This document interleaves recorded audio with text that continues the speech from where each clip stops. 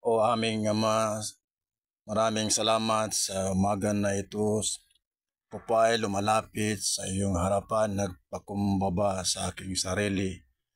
Walang magagawa kung wala ang iyong presensya. Ang presensya mo, Panginoon, parang bukal na tubig. Walang katapusang pagdadaloy para sa aming buhay araw-araw. Panginoon, punuin mo kami sa iyong presensya. Alam ko kung wala ang iyong presensya, walang silbi ang buhay namin kung wala ang iyong presensya. O Panginoon, maraming salamat sa iyong pagmamahal sa amin. Damang-dama ko ang iyong pagmamahal sa akin araw-araw, Panginoon. Maraming salamat sa iyong kabutihan.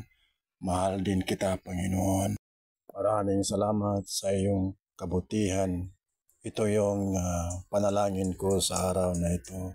Sa pangalan ng Ama, sa Anak, at sa Banal na Espiritu. Amen.